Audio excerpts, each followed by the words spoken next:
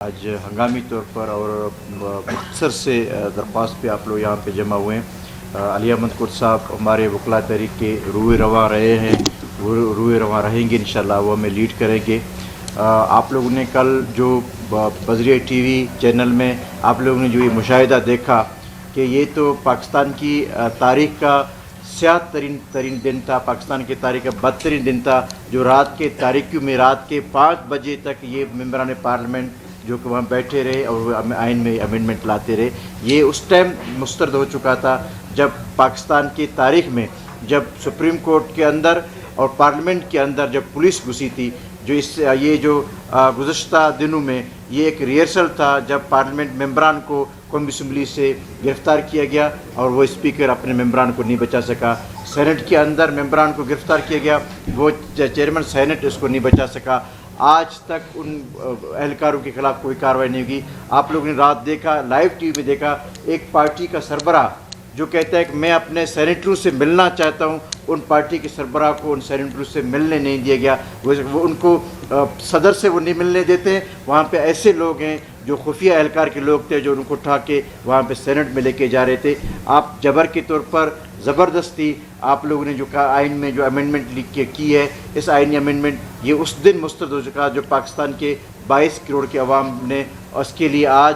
तक इसके लिए हिमायत में कोई बात नहीं की थी, उस वक्त मुस्तरद हो चुका था। आज हम बजरिया प्रेस कॉन्फ्रेंस आप मीडिया के सामने हम आज पूरे पाकिस्तान के तमाम बार एसोसिएशंस में Peshawar high court bar, Lahore high court bar, Balochistan high court bar, Karachi बार, तमाम सूबाई बार काउंसिल्स ने हम तमाम हमारे वकला रहनुमाओं ने इस अमेंडमेंट को मुस्तरद कर दिया। हम समझते हैं ये जो अमेंडमेंट लाया गया, ये जो अमेंडमेंट है जुडिशरी के पूरे साख को, उसके स्ट्रक्चर को ख़त्म किया गया है। आपने देखा कि आज ये जो अमेंडमेंट जो हमारे सामने जो ड्राफ्ट है, जो अली अहमद साहब ने अभी आपके सामने जो रखा था, जो बताया गया था, इनकी तमाम वो शिकें जिस तरीके से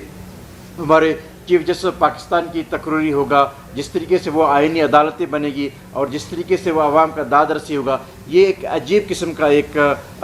पाकिस्तान की तारीख़ में और दुनिया की तारीख़ में ये एक निज़ाम मुतारफ़ करवाया गया है हमारे इन हुक्मरानों ने। अब जिस तरीके से माजी में जब army chief of army staff का तकरीर होता था,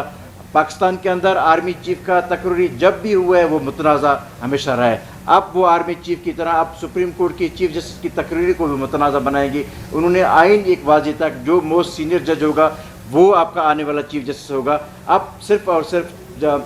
चीफ जस्टिस मंसूर अली शाह को रोकने के लिए और उसको मुतनाज़ा बनाने के लिए उस पार्लियामानी कमेटी उसकी जो है वो सिलेक्शन करेगी और 3 में से उठाएगा। इसके बाद फिर इस अमेंडमेंट के ज़रिए ये है कि वो आइनी अदालतें बनेंगी। आइनी अदालतें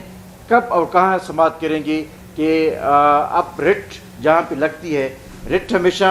उस एग्जेक्टिव के खिलाफ लगाई जाती है, हुकूमत के खिलाफ लगाई जाती है, जहाँ पे आपके लोग मिसिंग होंगे, जहाँ पे लोगों को उठाया जाएगा, जहाँ पे आपके आइनी हकूक़ नहीं मिलेंगे, जहाँ पे आप किसी भी हुकूमती अथॉरिटी के खिलाफ आप जाएंगे, हाई कोर्ट्स में जाएंगे, तो अब आपका रिट हुकूमत के खिलाफ होगा और उसका फैसला बेंच भी हुकूमत तश्कील देगी। इस नए अमेंडमेंट के तहत बेंच हुकूमत तश्कील देगी कि इस रिट का कौन सा जज इसको फैसला देगा। अब हम जिस हुकूमत के खिलाफ हम रिट करने जा रहे हैं और बेंच भी हुकूमत तश्कील देगी, तो आप इंसाफ का आप पैमाना खुद लगा लें कि वहाँ पे इंसाफ क्या मिलेगा। इन्होंने बाकायदा तौर पर हमारा इस सिस्टम के अंदर जो जुडिशरी की जो साख को, जो आज़ाद अदलिया का जो कंसेप्ट था, जिसके लिए पाकिस्तान भर के वकला ने कुर्बानियाँ दी। अली अहमद साहब ने कहा कि हमने सालों साल 7 साल तक हमने मुख्तलिफ जेलों में हमने गुजारे, वकीलों को 12 मई में वकीलों को जलाया गया, वकीलों को उठाया गया, वकीलों को गायब किया गया। हमने सिर्फ और सिर्फ मकसद तक हम इस अदालत को आज़ाद अदालत तस्वर करते हैं। जो PCO तारीफ था, जो LFO होता, मैं समझता हूँ कि आज का ये अमेंडमेंट इन PCO से भी बदतर है, ये LFO से भी बदतर अमेंडमेंट है, जिससे हम इसे मुस्तरद करने का हम ऐलान करते हैं। हम वकला एक्शन कमेटी की तरफ से बाकायदा तौर पर हम आज हमने उस दिन भी हमने प्रेस कॉन्फ्रेंस किया था कि ये हमारा तहरीक का आगाज़ था और हम 25 तारीख को हम यौम निजात मनाएंगे और हम काजी फ़ाइसा जब भी बलूचिस्तान की किसी भी बार आइसोन में आएंगे, बारूम में आएंगे, इनकी बारूम पे हमने आने पे सवाल नहीं पैदा होता, सवाल उसके पाबंदी लगाएंगे, उसकी एंट्री पे पाबंदी है। वो बलूचिस्तान की किसी भी बार में दाखिल नहीं हो सकेंगे, वो उनको हम दाखिल नहीं होने देंगे और बलूचिस्तान में कभी कोई इसके एजाज़ में कोई एजाज़िया नहीं देगा, कोई उसकी वेलकम पार्टी नहीं देगी, क्योंकि उसने बलूचिस्तान को रुसवा किया, उसने पाकिस्तान के जुडिशरी के साख को नुकसान किया। جس